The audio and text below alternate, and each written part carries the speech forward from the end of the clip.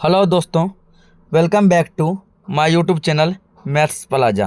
तो दोस्तों, आज मैं इस वीडियो में Bihar board class 6 Hindi chapter one जिसका नाम है अरमान, यह पाठ क्या है? कविता है। तो आज मैं इस चैप्टर के संपूर्ण क्वेश्चन का सॉल्यूशन कराने वाला हूं। तो आइए देखते हैं क्या दिया। पाठ से जो है पहला प्रश्न कह रहा है, ठीक ना, कि प्रस्तुत कविता में गरीबों को गले लगाने एवं सुखी बनाने की बात क्यों की गई है। इस कविता में जो गरीबों को गले लगाने और सुखी बनाने की बात कही गई है वो क्यों कही गई है, ठीक ना। तो समाज में जो लोग गरीब हैं, भिखारी हैं, समाज में जो लोग सहायता से वंचित हैं, जिसको कोई सहायता करने वाला नहीं है, ऐसे लोगों को गले लगाने एवं सुखी बनाने से समाज में समता आएगी। क्या आएगी? समता आएगी। यहाँ तक लिखेंगे समता आएगी। फिर आगे लिखना है, समतापूर्ण समाज की स्थापना के लिए कविता में गरीबों को गले लगाने और सुखी बनाने की बात कही गई है। यहाँ के बाद डायरेक्ट यहाँ से लिखेंगे, ठीक ना।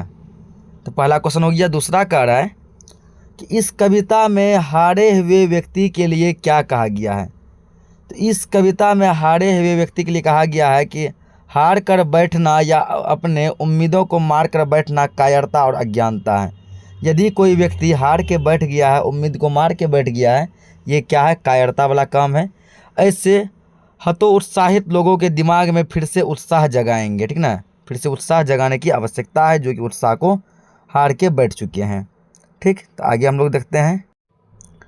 अगला कह रहा है कि इन पंक्तियों के भाव स्पष्ट कीजिए, ठीक ना। तो पंक्ति है, रोको मत आगे बढ़ने दो, आज़ादी के दीवाने हैं, हम मातृभूमि की सेवा में अपना सर्वस्व लगाएंगे।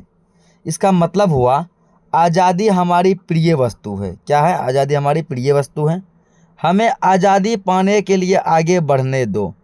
इस पुनीत कार्य से, ठीक ना, इस पुण्य कार्य से हमें मत रोको, इस पुण्य कार्य से हमें मत रोको। हम अपनी मातृभूमि की सेवा में अपना तन मन धन सब कुछ लगा देंगे। ये इस पंक्ति का भावार्थ हुआ। अगला कड़ा 4 नंबर कि बूढ़े और पूर्वजों का मान बढ़ाने के लिए हमें क्या करना चाहिए। तो बूढ़े और पूर्वजों का मान बढ़ाने के लिए हमें कर्तव्य परायण, ठीक ना, कर्तव्य परायण, लगन के पक्के और सत्यनिष्ठ बनना चाहिए। क्यों बनना चाहिए? क्योंकि हमारे पूर्वज वीर थे, धुन के पक्के थे और सच्चे थे। यहाँ क्या होगा? सच्चे थे।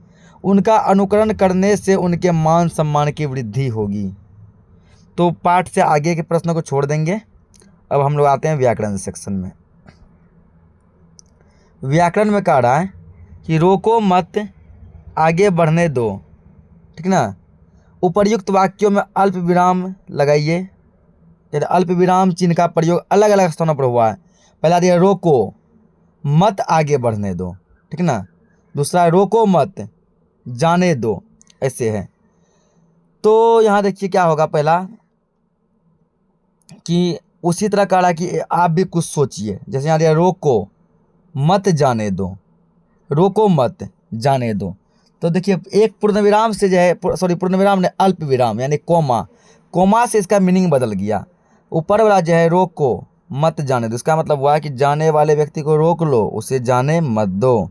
दूसरा क्या करें? रोको मत जाने दो, जो जा रहा है उसे मत रोको जाने दो। केवल कोमा के घसक जाने से मीनिंग इसका चेंज हो गया। उसी तरह कह रहा है कुछ आप भी सोच के लिखिए। ये सोचो मत काम करो, सोचो मत काम करो। अगला सोचो मत काम करो, ठीक ना। मतलब सोचो ये काम तुम्हारे लायक नहीं है, मत काम करो, ये कह रहा है। अगला क्वेश्चन कह रहा है जैसे कि अर और मान को जोड़े तो अरमान बन गया। इसी तरह जो है और सब शब्द नीचे दिए गए हैं, उसमें मान लगाकर नए शब्द बनाने हैं। तो अरमान, अभिजोड़ मान, अभिमान, सम प्लस मान, सम्मान, बुद्धि प्लस मान, बुद्धिमान, गति प्लस मान, गतिमान। तो ये चैप्टर क्या हो गया? खत्म। मिलते हैं हम लोग नेक्स्ट चैप्टर में। तब तक के लिए जय हिंद, जय भारत, वंदे मातरम।